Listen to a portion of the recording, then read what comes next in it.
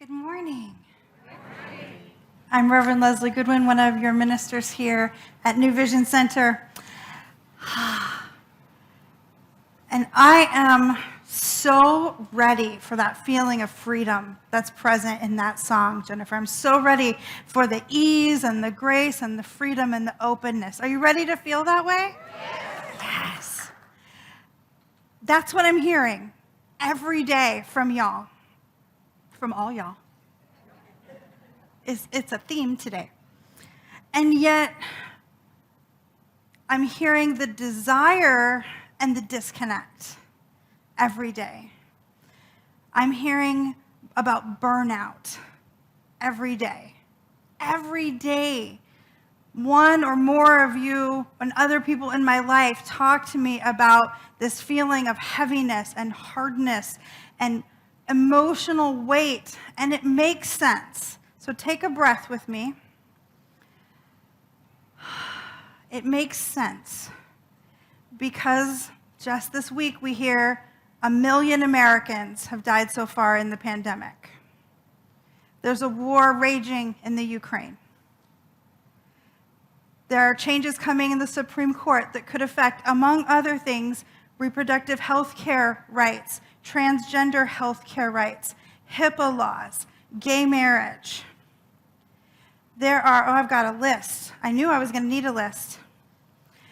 2 racially motivated shootings in the last 10 days in the United States, mass shootings alone. The economy, changes in the way jobs work, people passing in this community, people losing parents, loved ones, friends, right here in this community and beyond. And it's heavy. It makes sense that we feel that it's heavy because it is. Because it is. And there's this energy that rises up within us to fix it, to do something about it and to fix it and to make it be different. And this need to hear people stand up here and say, I know you are struggling. It's legitimate. It's legitimate. And rising up within you is what is yours to do. And it is our job and every other beloved that we invite onto this platform to help you figure out what is yours to do. Not tell you what is yours to do. Not tell you what you believe and what you should think and what you should fight for, but to help you find it and then empower you with that sense of freedom to go forth. But if we all burn out in the intensity of it, none of it gets done. And we're right on the edge of that, y'all. We're right on the edge of that cavern where it's a long way down. And some of us are already down there going, hey, help. Which is why it's important that as we embark on whatever important work is our work to do, that we choose gentleness for ourselves. That we choose gentleness. And so much of that is about knowing what is ours to do and how to do it in a way that it is sustainable. Being so hard on ourselves and so hard on the world isn't going to get us there. All that does is wear us down faster. The artist artist and writer, I should say, Julia Cameron said, growth is an erratic forward movement. 2 steps forward, 1 step back. Remember that and be very gentle with yourself. If we want to be a part of the growth of the world, whatever that means to us individually, we have to be gentle with ourselves. So we're going to do some experiential work today together. Yeah? To find what that means for each one of us. And for each one of us, it will likely be different. And that's a good thing because we believe that freedom is a quality of the divine, that it is our birthright to act out individually and then collectively. Yes? Beautiful. So I invite you into the first step. Do a little life scan. You can close your eyes if you like, or you can keep it open. A little scan through the things that you're noticing in your day and your week and your month, in your mind and in your heart and in your body. And the first thing I ask you to scan for is, where are you fighting? Where in your life are you fighting? You can recognize that you're fighting when you're in resistance. For me, resistance shows up as, oh, hell no. Hell no. Not in my house. It may sound different in your mind, but that's how it sounds in mine. Criticizing, making other people wrong, or making myself wrong for not pushing hard enough to make it right. So scan through all the things in your universe and find where you are fighting, pushing, critiquing. And then come back to this space. When we are in the fight, we are fixing. We're fixing people, institutions, organizations, our mother, ourselves. We're fixing. Now, there's a lot of things in this world that need some adjustment, yes? I'm not going to try to say that it doesn't, or that fixing is inherently wrong. What it is tiring, right? Anybody ever remodeled a kitchen? It always takes 3 times longer than you think it's going to, costs 3 times as much, and makes you question your relationship and whether the contractor should be alive. Do you want the new kitchen? Do you enjoy the new kitchen? Do you cook the best waffles ever in the new kitchen? Was there a point in the middle of the kitchen that you wanted to burn your house down and maybe would never have gotten to the fabulous waffles? That's what fixing is like. It takes so much longer than we want. It takes so much more work than we think it will. And somewhere in the middle, inevitably, we go, it's impossible. It can't be done. It can't be done. And what does that sound like? Burnout. We cannot make the big changes in the world we want to make, or the big changes in the inside of ourselves we want to make, if we get so worn down that we quit in the middle. Maybe you have felt like quitting in the middle lately. When the problem feels so big and we start to feel so small.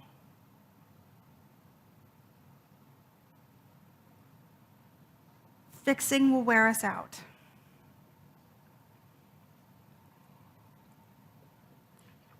Now, I invite you to scan through again, and this time I want you to notice in your internal scan of body, mind, and heart where you're pushing.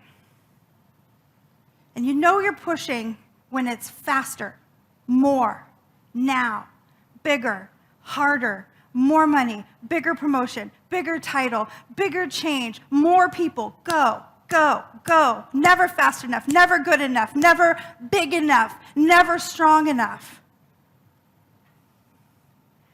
And I invite you back into the space. It's not hard to notice where you're doing that, is it? It rises right up to the surface.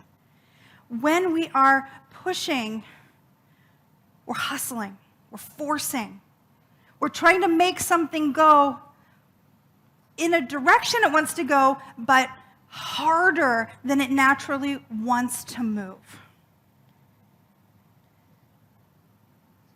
So imagine there's an enormous, huge, heavy wooden desk, like the kind of desk you would sit behind as a kid and your head barely popped up over the top of it and you would pretend like you were the president of the company. Is that just me? You know how heavy those desks are, right?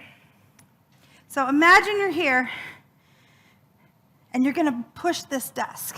Oh, and it's on carpet. Let's make sure it's on carpet because let's just add a little more stress. And you're pushing as hard as you can. And it moves at a rate about an inch a minute, no matter how hard you push, right? It's going, but it's not going to go fast. It's going about half an inch a minute.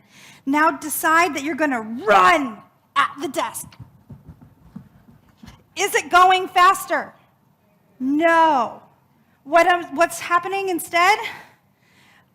I'm just wearing myself out, right? That is what it is to force, to hustle. We're headed in the right direction, but we're trying to use our personal physical energy rather than utilizing the energy of the whole world, the whole divine energy to help something move. And when we tap into the divine energy, there's a divine right timing to things where it becomes easier. If we decide we're going to override that and force it to happen, we just wear ourselves out. That's what happens when we're forcing. When we're fixing and forcing, we can convince ourselves that the extra added effort is making a difference. It's making the difference. Because I must be accomplishing a lot because I'm sweating a whole bunch, right? I must be accomplishing a lot because I care so much, I'm crying my eyes out and I'm falling on the floor. That must mean more is accomplished, right? No. Oh, and take a minute and take a breath if that's a hard one for you. Because we are programmed to think if we just were better, stronger, braver, smarter, worked harder, put more into it, paid more money, it would go faster. It would be better. And that's just not the way the world tends to work. So what do we do with that? What do we do with that when we want the world to be different, bigger, brighter, more? We want to be more expansive, free. And this lady's up here telling me that slamming myself into walls and yelling at everybody and telling myself I'm not good enough isn't going to help. Well, then those are my tricks. What do I do now? So I invite us one more time to do a scan inside, body, mind, and heart. And notice what you're enjoying. Notice what feels natural and sweet and almost kind of does itself when we show up. Notice where leaning in, the world kind of leans with us. Not hard to identify that one either, is it? So go ahead and bring it back in. I am willing to bet, I'm willing to put 3 chocolate chip cookies on the line, that where you are enjoying life, it is not about results. That it's about the process. When we are focused on the finish line and only the finish line, we miss life. We miss people and growth and love and kindness. But when we are gentle enough to allow ourselves to be present in the process, we get all of that goodness and we are still standing to make it to the finish line. Too often, when all we can see is that finish line, we're going so hard that we never make it. We fall out before we make it to the line. We burn out. And I mean, I stand up here speaking from the very I perspective. I do this. I am in the process of learning how not to burn myself out by pushing so hard to be the very best fill in the blank, because no one is served if I'm on the floor crying in Jeff's office. Except for maybe Jeff. He finds it entertaining. It's legitimate. Fixing and forcing contribute to burnout. And it's all happening in our mind, too. This is the crazy thing. Nobody out there knows that we're having this battle. Everybody's looking at everybody else and thinking, but she's doing it perfectly. She's got it all together. Look, I should be able to do that. And nobody knows that she's calling her having a full-on mental breakdown because I can't do it. Y'all didn't know I was laying on the floor in Jeff's office crying, right? I probably shouldn't tell you such things, and yet, here you go, it happens. It's happening to and through all of us, all the time. So the first thing we're going to do is we're just going to shake out any lasting, lingering beliefs that everybody else has it together and it's only me and I'm the only screw up. Oh, it's going to take me a lot. Give me some time here. There's a lot to shake out. All right. So there are 3 places we can focus on really clearly to start to shift out of the burnout mode and into the gentleness paradigm. Are you curious? So the first one is to simplify. We're going to be switching from emphasizing on the end game to emphasizing on the process of life. And the first way we do that is to focus in on simplify. So we're having the plant theme this year, right? We're growing our seeds of love. And this is a really good example for this. Plants, we work really hard at the beginning of a garden, right? We till the soil, we get the nutrients in there, we pre-water, we let it soak out. We pre-water again because we got to distribute the nitrogen properly, right? And then we till it and we make our rows and we plant our seeds and we water and we do the juju dance. Grow, grow, grow, grow, grow. That one might just be me. But whatever it is we do to prepare our plants, and then every day we go and we get down on our hands and knees next to the plant and we go, why aren't you growing yet? Right? No? Oh, how interesting. So we do know how to do this. We do know that growth takes time and it's gonna be slow. Yes? Yes, okay. So we let our seedling grow at the rate it's gonna grow, according to divine timing. If I get down there every Tuesday and explain to the plant that I need vegetables sooner, and I'm gonna give him some review expectations, do you think that it's gonna grow the plant for me? I'm gonna get a gourd sooner? No. It's going to take divine timing. So our first goal is to recognize that we're a plant. We're a plant in the garden of God. We've been talking about it for half of a year now. And our growth takes time. Organizational growth takes time. Governmental growth takes time. Universal moral growth takes time. So we got to give it the time that it takes. Does that mean we quit in the middle because it's just never going to do it? No. We give it the time that it takes. Sometimes that means simplifying down and taking smaller steps more slowly. Sometimes that means doing each step well enough. I've had students that I supported through ministerial school come back to me and say, well, I passed on that advice, and yet again, the freshman looked at me like I was crazy, like I looked at you like you were crazy, and I will acknowledge to you all, like I looked at the person who told me that they were crazy, and the advice is, get a B.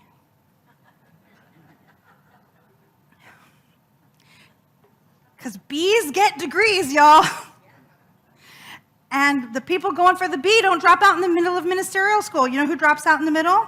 Not the D students, the A+ or die students are the ones that end up on whatever their version of Jeff's office floor is, crying because they can't do it. And then we've slowed down, we've simplified, we're doing it well enough, and then this last one comes right from the heart of our own Karen Russo, who has been trying so deeply to convince us all to do this for so long. And bless her heart, we are her slow-growing plants. She's so curious. What did I say? Say no to commitments that do not support your values. Right? I do hear you. Say no to the commitments that don't support your values. Not because they're not a good idea, they probably are a great idea.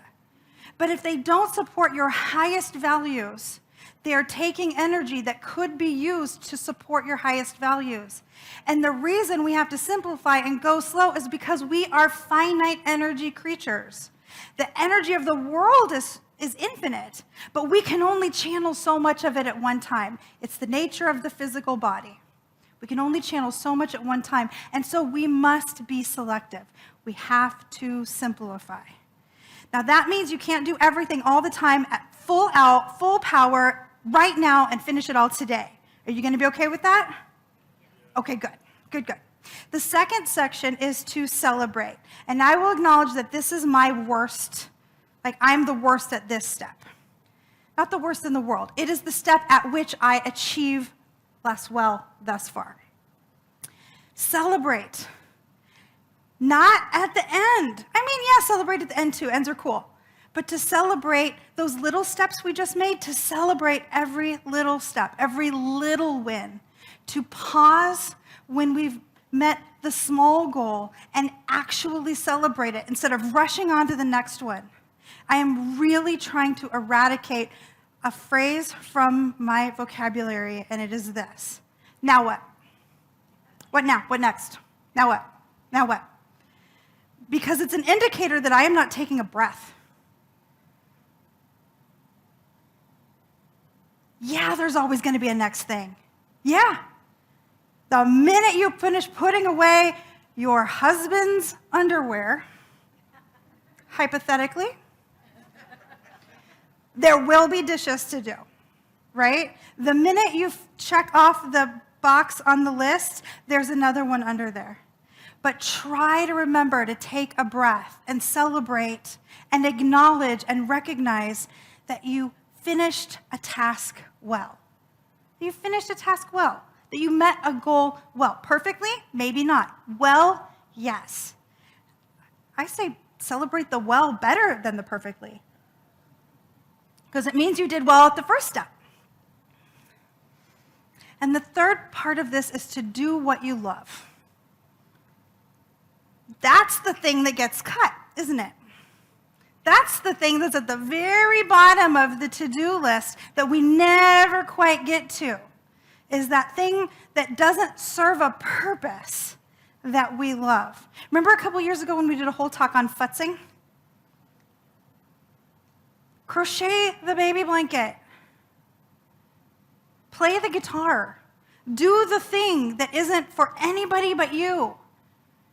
Schedule it in and hold yourself to that schedule. It is a form of celebration of your own life. We're working so hard to feel free, to feel free. That's when we feel free. And we don't have to wait for it. We don't have to earn it. God is not up there going, oh, I cannot believe you worked on that crochet project when there were dishes in the sink. What the hell's that? There's nobody out there judging us except ourselves. And then we simplify, we celebrate, and then we look within. Because in order to be able to do any of this, we have to know ourselves. We have to know what feeds us and what fades us. We have to know what our values are to know what activities meet them. We have to know what is calling to our heart to know what is worth our energy. Nobody else can tell us. That's one of the fun things about this teaching is that we learn that it's entirely who we are that drives the ship. It's our mind, our heart that drives the ship.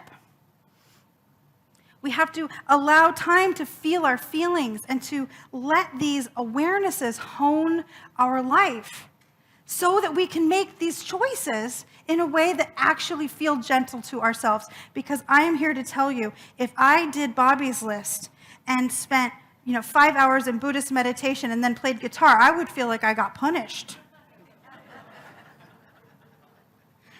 And if he did my day and spent a day crocheting a baby blanket and then watched Catherine the Great and Bridgerton, I'm not sure he's thinking he's having a great day either. We have to start understanding our own mind and heart so that we can interact with the world in a way that is gentle and kind. Ernest Holmes said it this way: it is only when the individual mind ceases combating itself that it will stop combating others. Let's read that again. That was a good one, huh? It is only when the individual mind ceases combating itself that it will stop combating others. Okay, so I have 3 pieces of homework, and you're going to pick one, because you're going to know what's the one for you, right? Okay. For simplify, edit your calendar. The bias is to do things either slower, less intensely, or fewer things. Edit your calendar. The second one is to celebrate. And this is to prioritize joy and to build it into that new calendar, whatever that means to you. Time with a friend that makes you laugh so hard that the milkshake comes out your nose, and then you're trying to explain to the waiter what happened, but then it happens again, and then he thinks you're real crazy. Yeah, make plans with her. She's awesome. Or the art you love, or the nap you crave, or the time out in nature, whatever it is. Prioritize it by scheduling it in pen. No shoving it aside for something else. Make that the most important thing you do in any given day. And then for look within, this isn't going to surprise anybody. Spiritual practice comes first.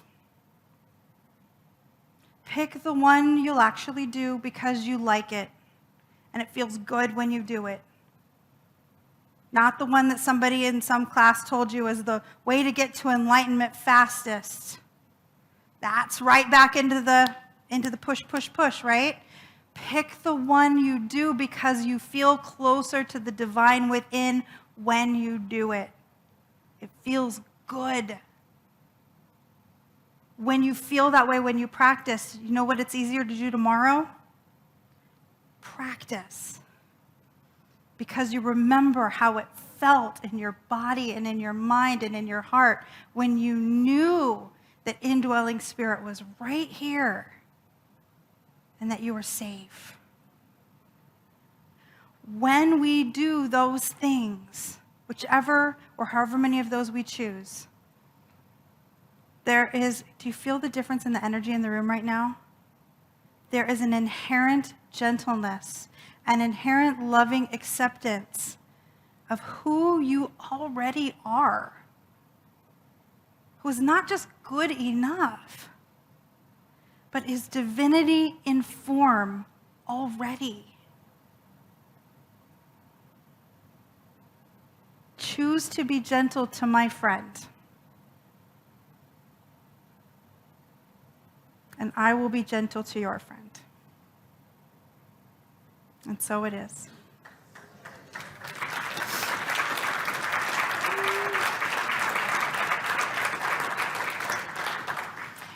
And so let us anchor this in with some prayer.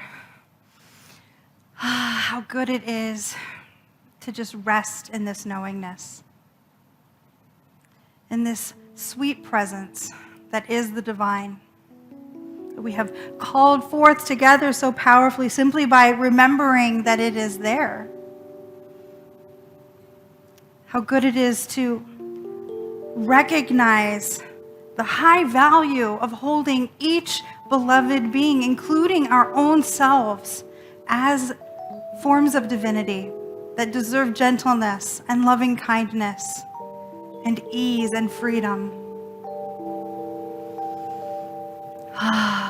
And so what I know is that whatever has been pushing or working each one of us, that we turn it over into divine timing, into divine energy, and let Spirit work out the kinks as we lean in to the degree that we can while maintaining our own health and wholeness. Only going as fast and pushing as hard as the sweetest, most delicate part of ourselves can go. And knowing that everything else is handled perfectly and beautifully. We call it all good and very good. And so it is.